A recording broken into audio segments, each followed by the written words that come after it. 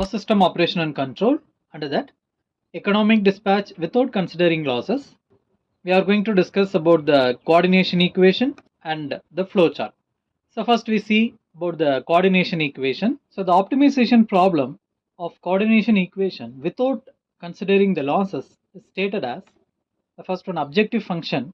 The main objective is to minimize the cost function, minimize C, that will be equal to summation I equal to 1 to n Ci of Pgi, where this Ci is the cost function. This cost function is also denoted as Fi. So Ci or Fi, that will be equal to Ai Pgi square plus Bi Pgi plus Ci.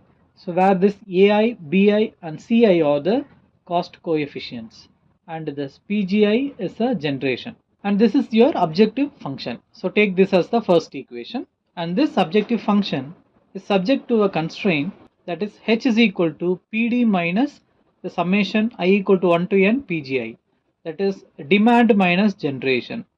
So the generation of n number of units Pg1, Pg2 up to Pgn. So h is equal to Pd minus summation of I equal to 1 to n Pgi. So this is your second equation, where C is the total fuel input to the system, Ci is the fuel input to ith unit, and this Pd is the demand, and Pgi is the generation of ith unit. So using Lagrangian multiplier, the auxiliary function is obtained as C dash equal to C plus lambda into h, where this C dash is the Lagrangian function and lambda is the Lagrangian multiplier. So this C and h we already seen in first two equation. Substitute the C and h from the first two equation. C dash become C dash equal to this one, summation I equal to 1 to n Ci of Pgi plus lambda into Pd minus summation I equal to 1 to n Pgi. So take this as third equation.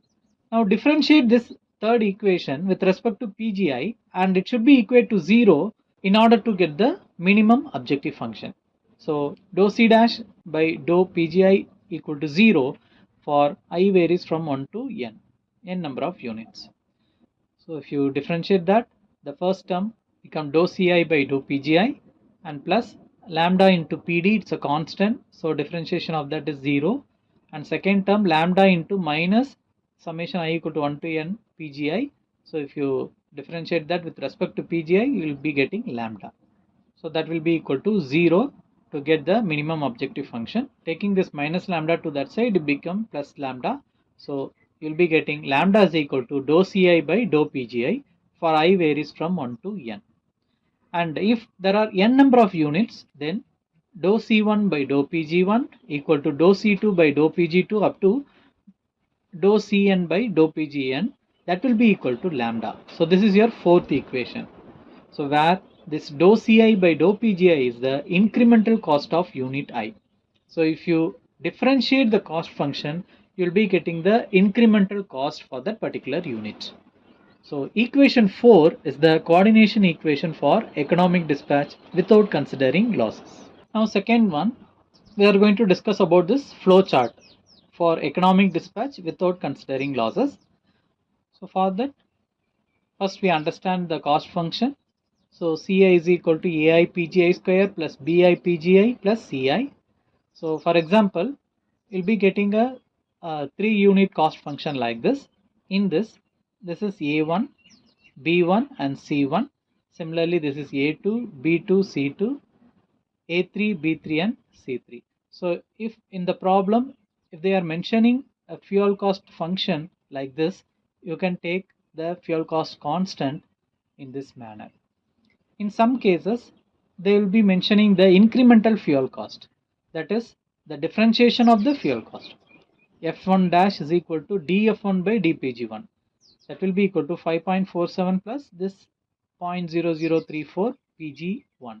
So differentiating this F1, so 2 into 0.00171, that is 0.0034.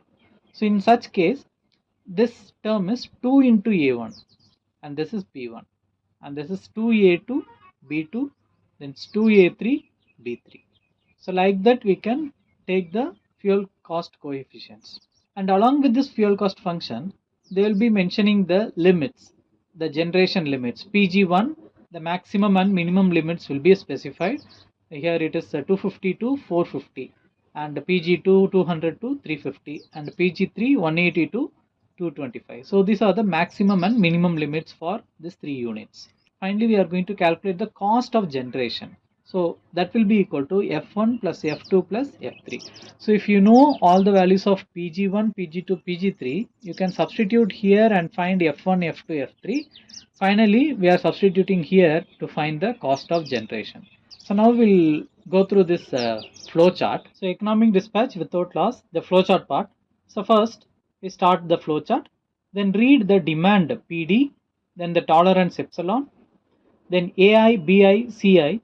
These three are the fuel cost coefficients, and N number of units. Then we are assuming the suitable value for lambda and del lambda. Lambda is the Lagrangian multiplier. We have to assume some suitable value for this lambda and del lambda. Then we start with the first unit, set I is equal to 1. Then solve this equation to find the PGI value. So PGI is equal to lambda minus BI divided by 2 into AI. So this BI and AI directly we can take from the cost function, and lambda we already assumed. If we are going to find PG1, so PG1 is equal to lambda minus B1 divided by 2A1. So directly we can substitute and calculate the value of PG1 and check this PG1 value with the maximum limit which will be specified in the problem. So when this PG1 is greater than maximum value, then we need to substitute PG1 is equal to maximum value. So PGI is greater than PGI max, then set PGI is equal to PGI max. And if not, check PGI is less than PGI minimum. Whether it is less than minimum value, then we need to set PGI is equal to PGI minimum. Okay, so that limit will be given 100 to 250, 250 to 450, like that the limit will be specified. So in the previous slide already we have seen that limit will be given in the problems, and so those limit we have to check here. If it is greater than maximum, we need to set the value as equal to maximum, and if it is less than minimum, we need to set the value equal to minimum. After this two checking, it further comes no means, then the value PGI is within the limit. Then we are setting I is equal to I plus 1, going to the next unit, and we are checking whether all the buses have been accounted. If no, then we have to come here and solve for the next bus, PG2, and this process continues until I is equal to N. So until all the buses have been accounted, then I is equal to N. Then it comes here, we have to calculate del P. So del P is equal to summation of PGI minus PD.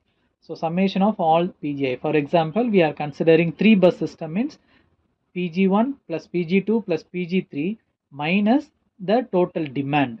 So if you subtract this, you will be getting the value, and we need to check the del P value with the tolerance, whether del P is less than the tolerance epsilon. If yes, then we need to stop the execution, print the result, and calculate the cost of generation and stop the process. So this cost of generation will be equal to the if it is a 3 bus system, it is F1 plus F2 plus F3. If this condition is not satisfied, then no, is this summation PGI is less than PD. So in this condition, here we are checking this summation of PGI is less than demand. If it is less than demand, we need to increment the lambda value. So lambda nu is equal to old lambda plus del lambda. So increment the lambda value. If this condition is not satisfied, that is summation PGI is less than PD is not satisfied, that means PGI is greater than PD, means lambda is equal to old lambda minus del lambda. After substituting this, you come back to the first step, and again this process follows. Set I is equal to on the first bus with different lambda value. So find PG1 for different lambda value, PG2, PG3, and again the process continues until I is equal to N. Then this process continues until the tolerance value is reached. Okay, so this is the process of this economic dispatch without considering the losses.